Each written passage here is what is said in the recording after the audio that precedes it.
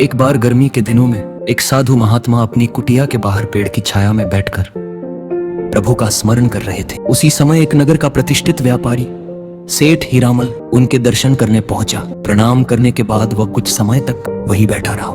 कुछ देर बाद साधु महात्मा ने उससे आने का कारण पूछा। सेठ हीरामल ने विनम्रता से कहा, महाराज, मैं अपने खेत में पानी की व्यवस्था करने के लिए बहुत प्रयास कर रहा हूँ। कई जगह खुदाई करवाई, बहुत धन खर्च किया, लेकिन सफलता नहीं मिल रही। समझ नहीं आता कि मेरे काम में बार बार रुकावट क्यों आ रही है, इसलिए आपकी शरण में आया हूँ। साधु महात्मा ने उसकी बात ध्यानपूर्वक सुनी और कुछ देर मौन रहे। फिर उन्होंने उसे पहले जल ग्रहण करने के लिए कहा। जब वह वापस आकर बैठा तो साधु महात्मा बोले, सेठ जी, आपने किसी गरीब व्यक्ति का धन रोक रखा है। उसी गरीब की आपके कार्यों में बाधा बन रही है।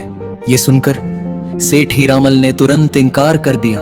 उसने कहा कि उसने किसी का पैसा नहीं दबाया। तब साधु महात्मा ने दृढ़ स्वर में कहा, अपने मन में झांक कर देखो, जब तक तुम उस व्यक्ति का हक वापस नहीं करोगे तब तक तुम्हारा काम सफल नहीं होगा। महात्मा के वचनों ने उसके हृदय को झकझोर दिया। उसे याद आ गया कि उसने वास्तव में एक गरीब व्यक्ति के पैसे लंबे समय से लौटाए नहीं थे।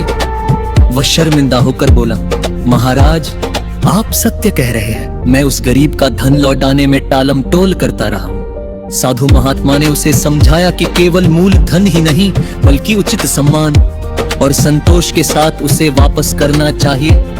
साथ ही भगवान से अपनी भूल के लिए क्षमा भी मांगनी चाहिए। सेठ हीरामल ने महात्मा की बात मान ली। वह घर गया, पैसे इकट्ठे किए और उस गरीब व्यक्ति को बुलाकर उसका पूरा धन लौटा दिया। साथ ही कुछ अतिरिक्त धन भी दिया। इतने समय बाद अपना पैसा वापस पाकर वो गरीब व्यक्ति बहुत प्रसन्न हुआ और दिल से दुआएं देता हुआ चला गया। इसके बाद वह अपने कार्य पर लौटा। इस बार जो काम लंबे समय से नहीं बन रहा था, वह आश्चर्यजनक रूप से सफल हो गया। लोग हैरान थे कि अचानक ऐसा परिवर्तन कैसे आ गया। इस प्रसंग से हमें ये शिक्षा मिलती है कि परमात्मा हर जीव के भीतर वास करता है। जब हम किसी का दिल दुखाते हैं या उसका हक मारते हैं, तो उसका प्रभाव केवल हमारे आध्यात्मिक जीवन पर ही नहीं, बल्कि हमारे सांसारिक कार्यों पर भी पड़ता है। वहीं जब हम ईमानदारी, दया और न्याय के मार्ग पर चलते हैं, तो लोगों की दुआएं हमारे जीवन में बरकत लेकर आती है।